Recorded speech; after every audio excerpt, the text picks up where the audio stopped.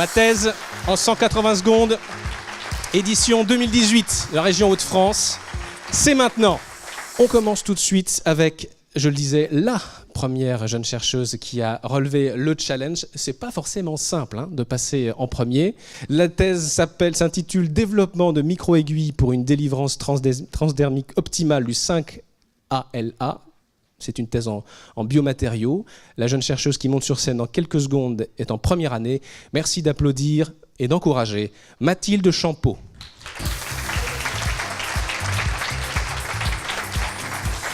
Oui. Mathilde, bonsoir. Tu connais le principe, tu fais un signe ostensible à la régie lorsque tu es prête et nous t'écoutons. Ça marche.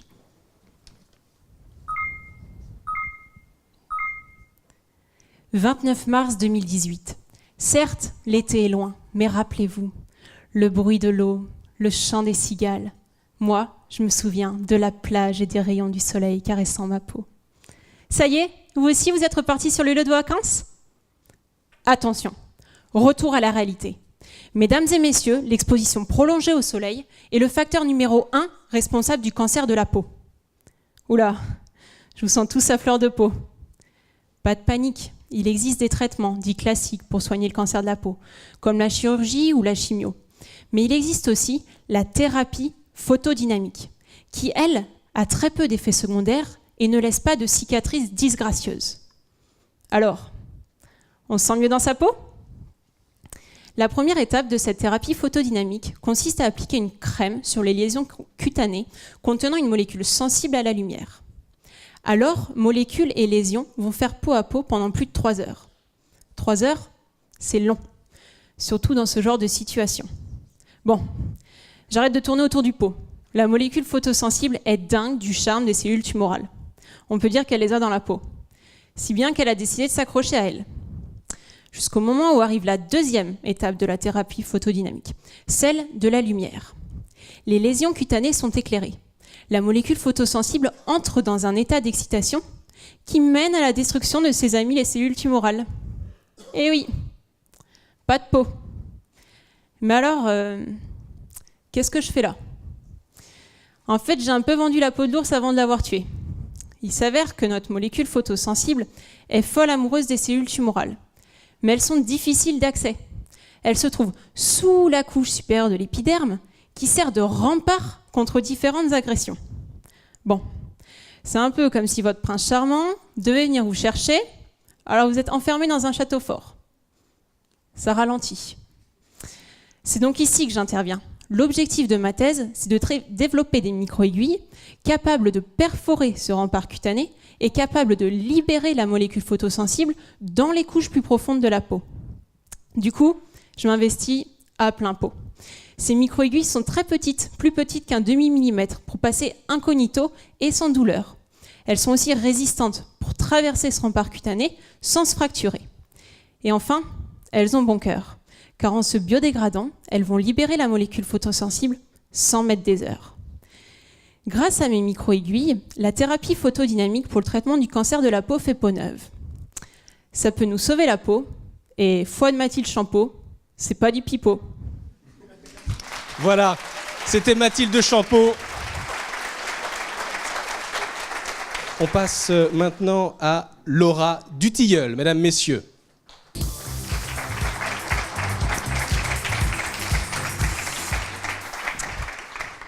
Une thèse en sciences économiques. Laura, tu es en première année. Oui.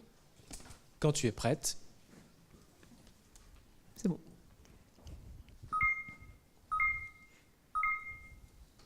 Le monde est complètement ma boule.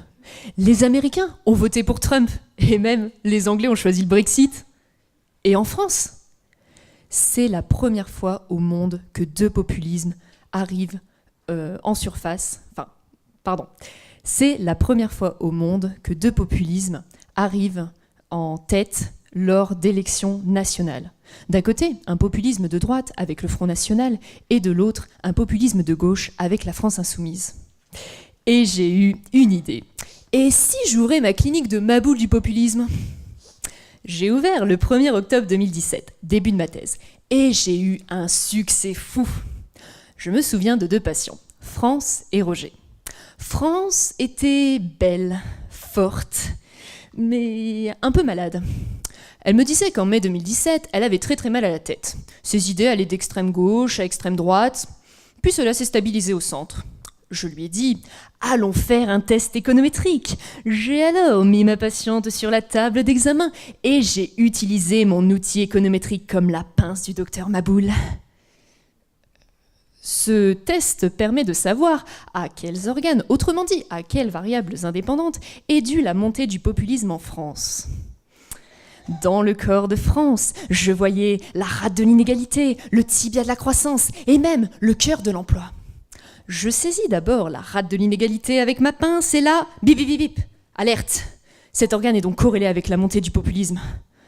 Bon, maintenant il faut savoir s'il accentue ou au contraire inhibe cette poussée du populisme. Pour cela, je dois peser cet organe. Autrement dit, je quantifie le lien de corrélation avec la montée du populisme et surtout, je regarde son signe. S'il est positif, alors les inégalités accentuent le populisme.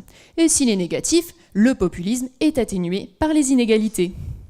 Mais pour avoir une analyse économétrique complète, je dois réaliser la même manipulation sur tous les organes, un à un. Quant à mon deuxième patient, Roger, il me disait qu'il ne comprenait pas pourquoi il avait glissé un bulletin Le Pen dans l'urne. Est-ce parce qu'il est un homme ? Au chômage, divorcé ou les trois à la fois ? Là aussi, Roger est passé sur la table d'examen économétrique et au plus surprenant que cela puisse paraître, c'était un spécimen exemplaire, puisqu'il présentait toutes les variables nécessaires pour voter Front National. J'ai pu extraire l'os du faible revenu ou même la cote du chômage. Tous étaient positifs et significatifs. Est-ce grave, docteur ? À vrai dire, je ne suis pas encore docteur car ma thèse vient juste de commencer. En tout cas, ce que je dois dire, c'est que ma salle d'attente ne désemplit pas. Alors, à qui le tour ? À qui le tour ? En tout cas, le tien est passé. Alors, on va passer maintenant à la discipline, l'informatique. Voilà, on passe à l'informatique avec un doctorant en 2e année. Il s'appelle Franck Kamanga. Il est juste là. Il refait son lacet, mais il est là.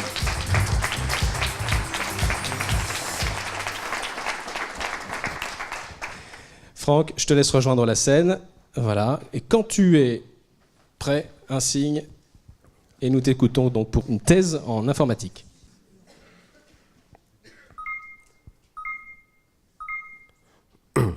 Matin du 7 février.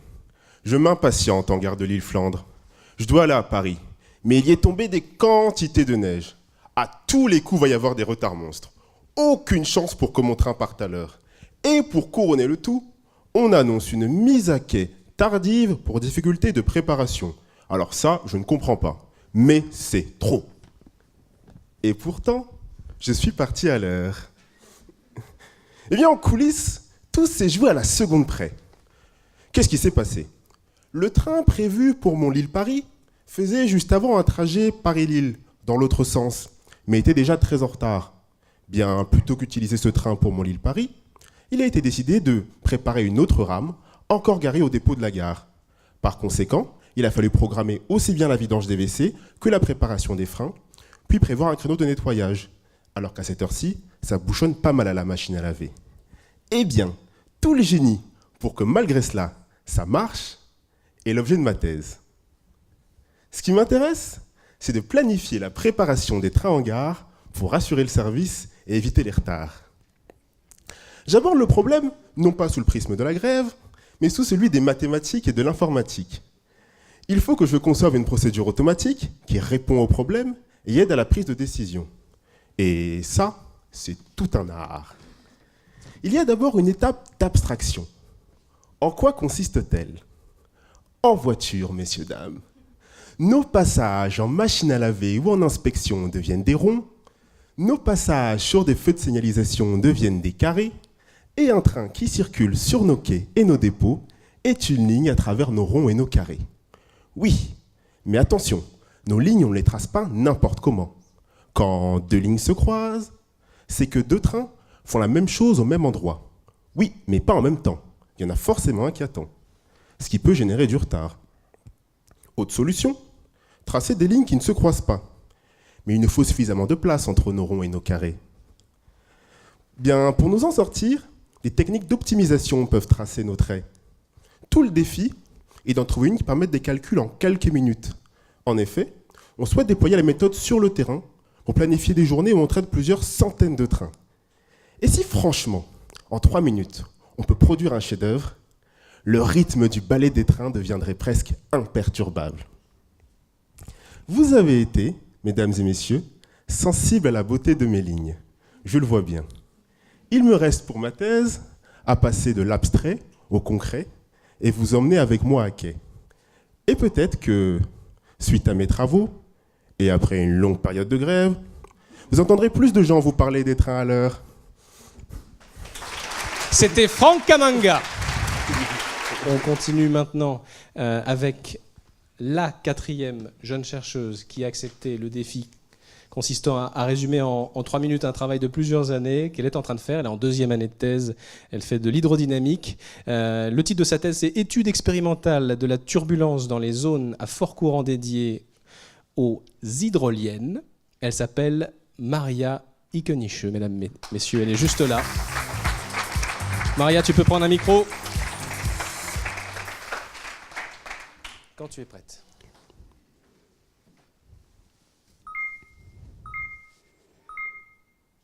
Oui, je l'aime. La mer est tout. Elle couvre les 7/10 du globe terrestre. La mer est le vaste réservoir de la nature.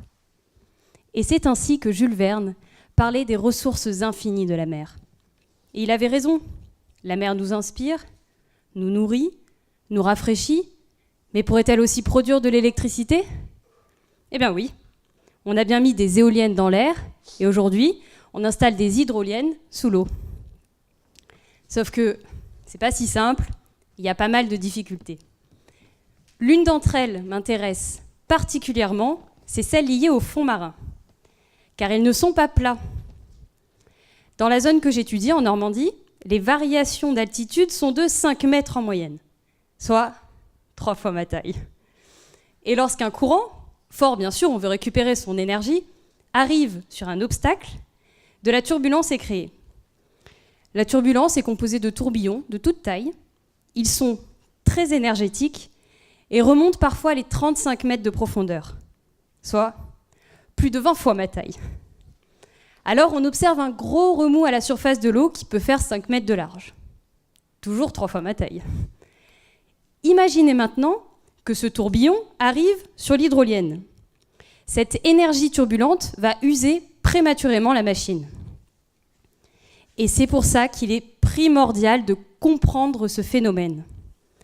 Et voilà le but de ma thèse. Je cherche à comprendre quel obstacle génère quelle turbulence. Quelle est la trajectoire des tourbillons ? Sauf que, en profondeur, avec les courants les plus forts d'Europe, on imagine bien que ça va être compliqué d'aller observer la trajectoire des tourbillons. Donc, dans ma thèse, j'étudie ce phénomène en laboratoire dans un bassin à courant. En fait, c'est une grande piscine de 18 mètres de long, soit, vous calculerez, dans laquelle on envoie des forts courants sur des obstacles.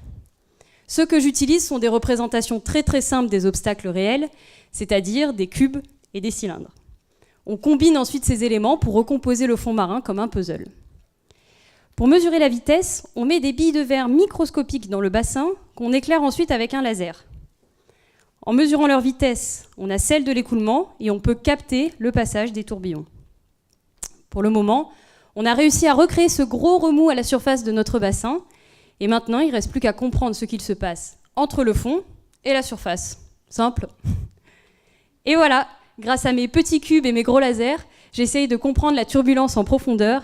Et même si ça fait pas 20 milieux sous les mers, ça fait quand même beaucoup de 1,60 m mis bout à bout. Maria Ickenich.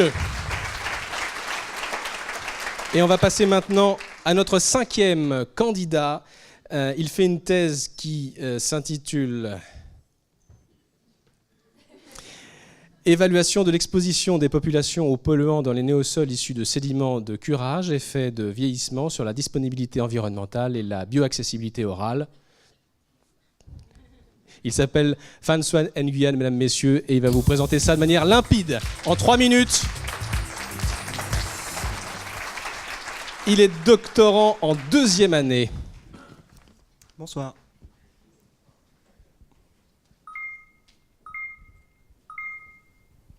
Un site contaminé présente-t-il un risque pour les personnes qui le fréquentent ? Pour évaluer un risque, il faut se poser 3 questions. Quel est le danger ? Quelle est la cible que l'on étudie ? Et comment la cible est exposée à ce danger ? Dans ma thèse, le danger est représenté par les métaux toxiques qui se trouvent dans le sol. La cible, c'est l'homme, et la voie d'exposition que j'étudie, c'est l'ingestion de particules. Évidemment, vous comme moi, ne nous amusons pas à lécher le sol quand nous nous baladons. Mais les enfants, eux, ont tendance à tout mettre dans leur bouche. Habituellement, quand on évalue ce risque d'ingestion, on considère que la totalité des métaux présents dans ce qui est ingéré a un impact sur la santé. Pourtant, tout le monde ici présent en a déjà fait l'expérience. Quand vous mangez quelque chose, le corps assimile une partie et en rejette une autre. Mon objectif, c'est de mieux évaluer ce risque d'ingestion. Que se passe-t-il lorsque l'on ingère des particules de sol contaminées ? En fait, lors de la digestion, il n'y a qu'une partie des métaux qui est capable de traverser la membrane de l'intestin, rejoindre le sang et se diriger vers les organes pour y avoir un effet indésirable. Pour mieux évaluer ce risque, il faut donc que je sache quelle quantité de métaux est capable de traverser cette membrane. Imaginez que je suis une molécule toxique, accrochée à une particule. Au cours de mon périple dans le corps, je vais traverser différentes solutions. La salive, la solution gastrique et la solution intestinale. Si au bout de ce trajet, je suis décroché de la particule, je peux me déplacer librement dans la solution et traverser la membrane. A contrario, si je reste accroché, je ne peux pas passer. Mon travail, c'est donc de déterminer si les métaux sont libres ou encore accrochés à des particules quand ils arrivent dans l'intestin. Pour cela, évidemment, je ne fais pas manger du sol contaminé à des enfants.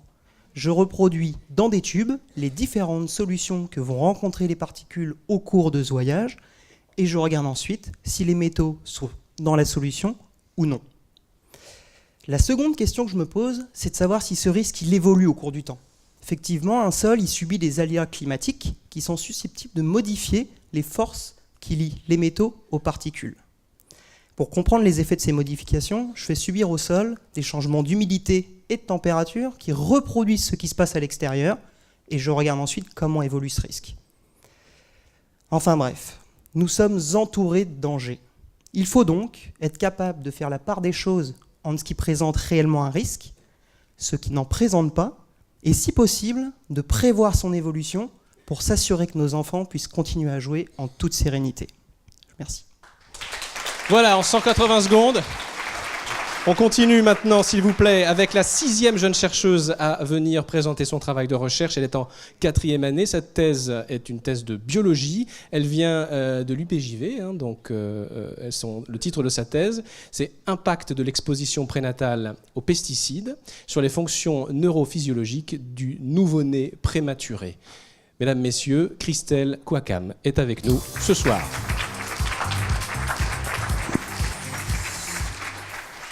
Christelle, quand tu es prête.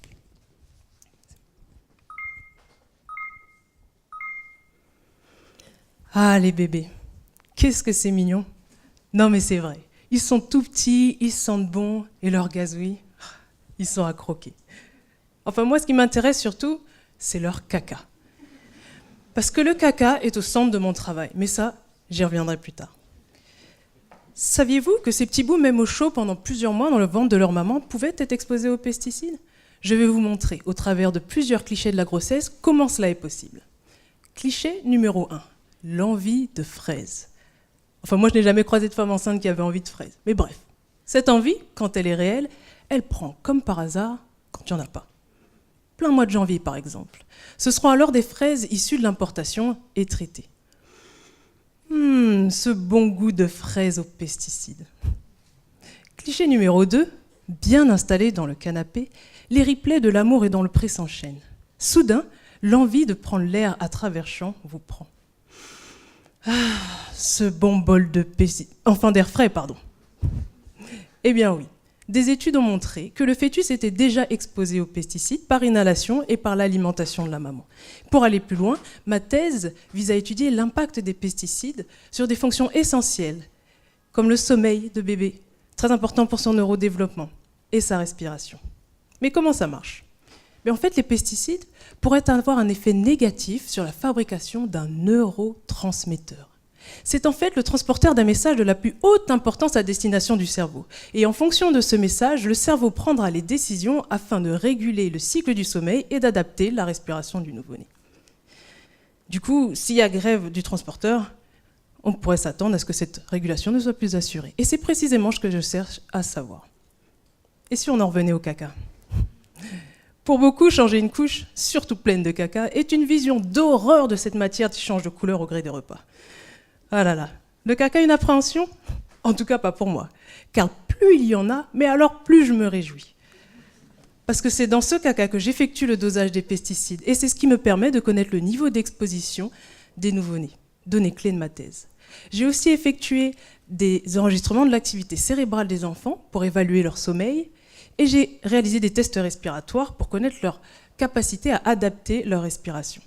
Actuellement, je compare l'ensemble de ces résultats avec ceux des dosages dans le caca.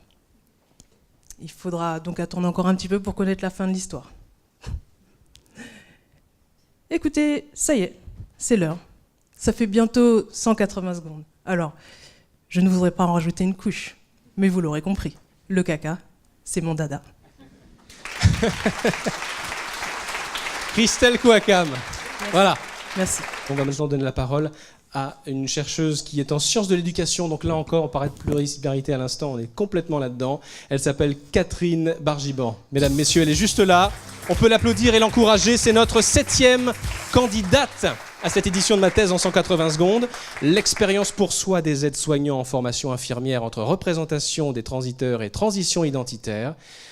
En 3e année de thèse, j'ai tout dit.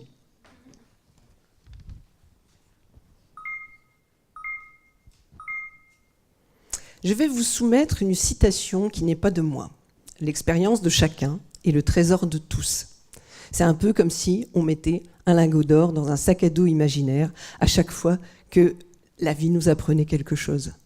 Alors l'expérience, c'est quand même plutôt un avantage, hein. En cuisine, en voiture, c'est quand même pratique d'avoir des automatismes. On est plus à l'aise, on va plus vite.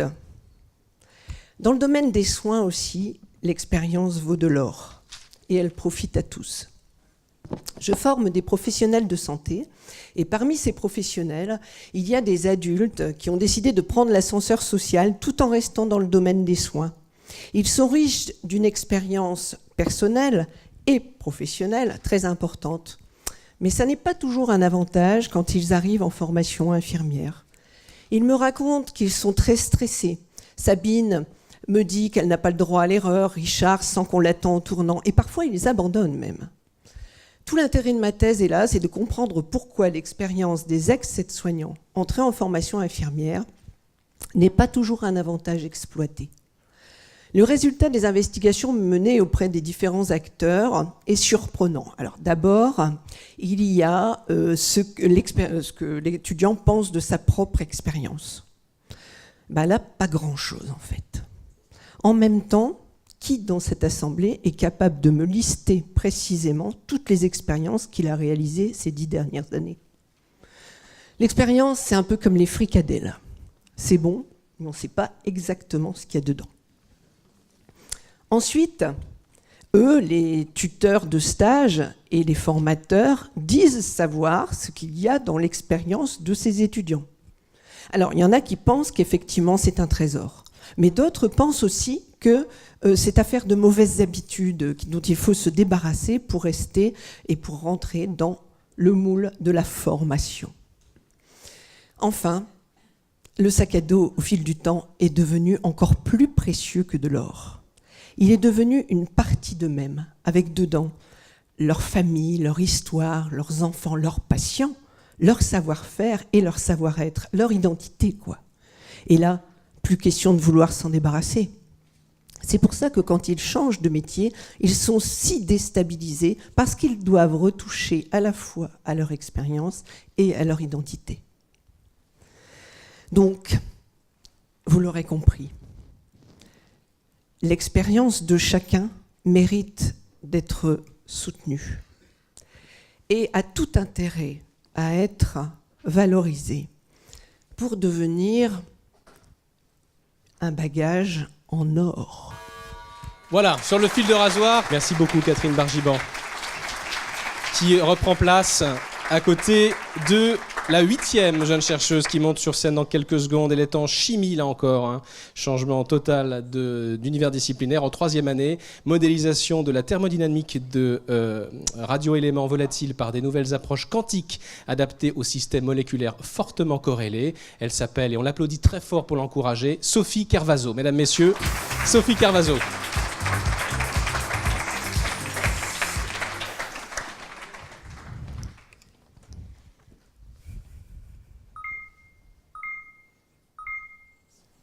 Allez-y, fermez les yeux, vous êtes en bord de plage. Et là, un énorme bruit, un immense nuage.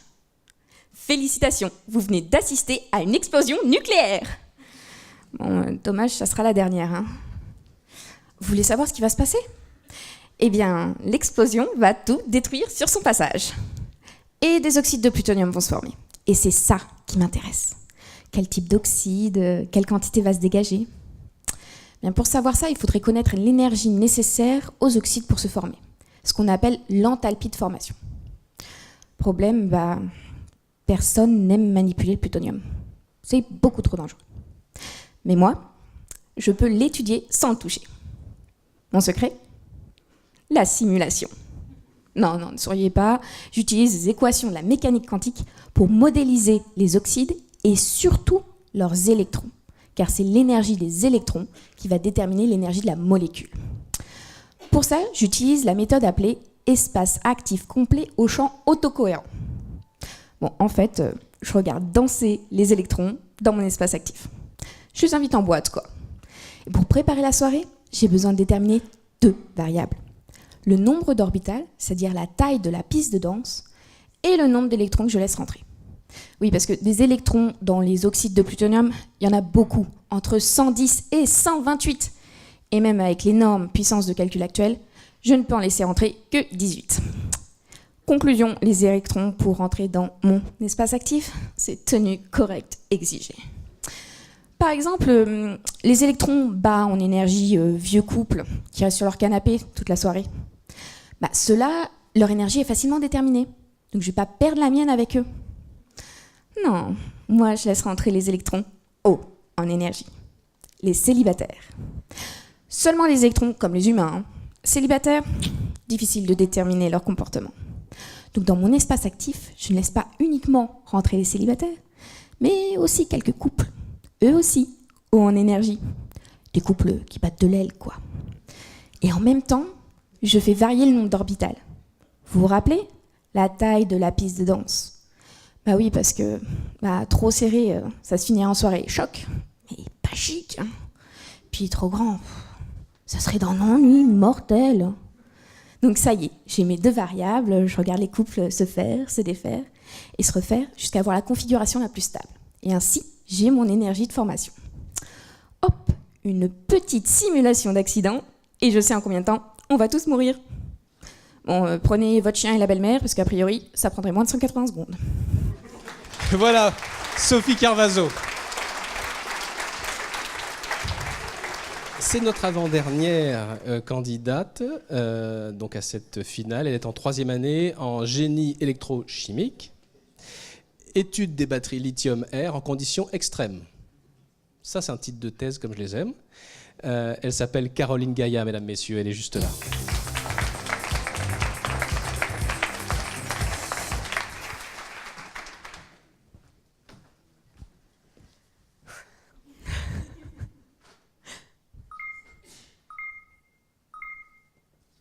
Vous n'avez pas vu mon sac de rando ? Je suis super pressée. Je pars en mission spéciale, direction l'Himalaya, pour aller étudier mes batteries tout en haut du mont Everest. Mon chef m'envoie dans des endroits improbables, tester mes batteries, qui heureusement pour moi sont faciles à transporter. En plus, elles ont un petit quelque chose de spécial. Elles respirent. Oui, vous avez bien entendu. Elles respirent. Elles absorbent de l'oxygène pour produire de l'électricité. Et pas qu'un peu. Pour vous donner une idée, une seule de mes petites batteries pourrait stocker 10 fois plus d'électricité que les batteries de nos smartphones. Pourtant, comme toutes les batteries, elles sont constituées d'une cathode et d'une anode, qui correspondent au pôle plus et au pôle moins. L'anode ici est faite à base de lithium, que j'ai ramené d'Amérique du Sud, et la cathode à base d'une mousse de carbone que je fabrique. Qu'est-ce que mes batteries ont alors de différent? Des trous. La mousse de carbone en est remplie. La décharge, étape pendant laquelle l'électricité va être produite, nécessite de remplir ces trous d'oxygène. Comme pour une inspiration. Seulement, l'oxygène peut rester coincé et limiter la recharge si l'on ne prend pas garde au nombre de trous, à leur taille et à la manière dont leur connexion va évoluer pendant la respiration. Et tout le problème est là. Pendant ma thèse, j'essaie donc d'organiser la mousse de carbone pour qu'elle inspire de l'oxygène, mais surtout pour qu'elle l'expire efficacement. Grâce à cela, mes étonnantes petites batteries pourront alimenter non pas des téléphones ou des voitures, trop facile, mais quelque chose de plus utile pour m'amener jusqu'en Himalaya, des avions. Bon, après, pour ce qui est de les faire fonctionner en altitude, il me reste un petit peu de travail. Imaginez-vous gravir l'Everest. Plus on monte, plus il est difficile de respirer, car l'oxygène se fait rare. À l'altitude des avions, c'est la même chose. Et s'il n'y avait que le taux d'oxygène encore qui variait, ce serait facile. Mais la température et l'humidité peuvent changer drastiquement, selon si l'on part d'un tarmac enneigé ou sous le soleil brûlant du désert. Mon travail consiste donc à concevoir mes batteries pour qu'elles s'adaptent à toutes ces conditions atmosphériques. Je les embarque donc en voyage, au Brésil, en Argentine, en Islande, à Hawaï. Ok, j'exagère un peu. Mon chef ne me laisse pas prendre l'avion autant de fois que je le voudrais. Trop cher, il paraît. Heureusement, dans mon laboratoire, j'ai tout ce qu'il faut pour simuler toutes ces conditions atmosphériques et espérer faire respirer à mes petites batteries le même air que nous. Alors, elles pourront voler de leurs propres ailes, et moi aussi. Et voilà, Caroline Gaillard.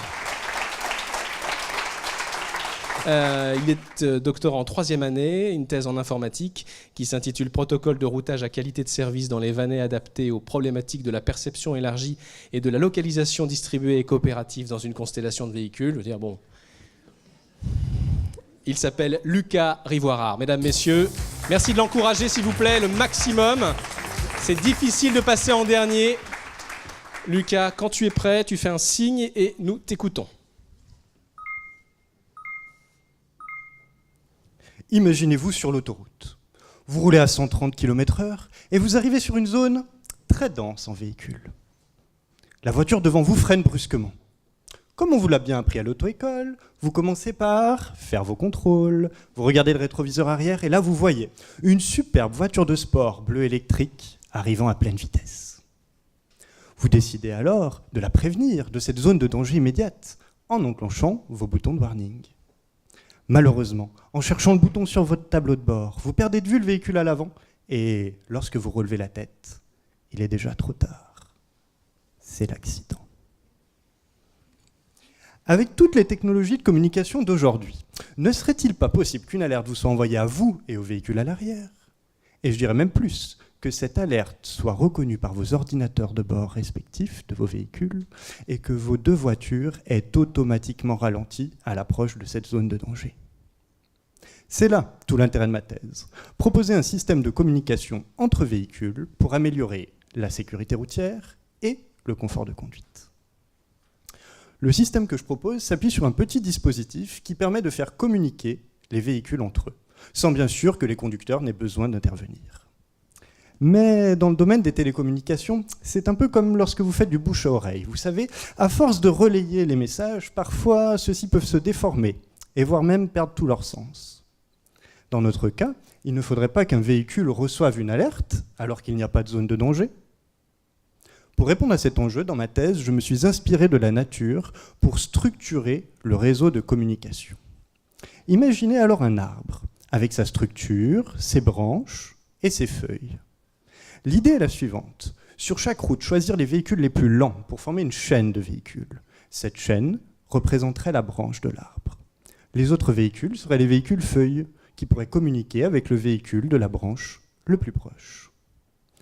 Les messages d'alerte seraient alors comme la résine de l'arbre, qui se propagerait au sein de la branche jusqu'à atteindre les véhicules feuilles. La structure ainsi formée ne serait pas figée comme un arbre, mais évoluerait dynamiquement en fonction de la trajectoire et de la vitesse des véhicules. Après de nombreuses simulations informatiques, j'ai pu montrer que grâce à ma structure, les messages n'étaient plus déformés, et surtout qu'ils arrivaient à temps pour prévenir les bons véhicules et assurer leur sécurité. Alors imaginez-vous demain, vous roulez sur l'autoroute, tous les véhicules autour de vous sont communicants. Mais la voiture devant vous freine fortement. Vous n'aurez plus besoin d'enclencher les boutons de warning. La voiture de sport bleu électrique est déjà au courant. Lucas Rivoirard. Voilà.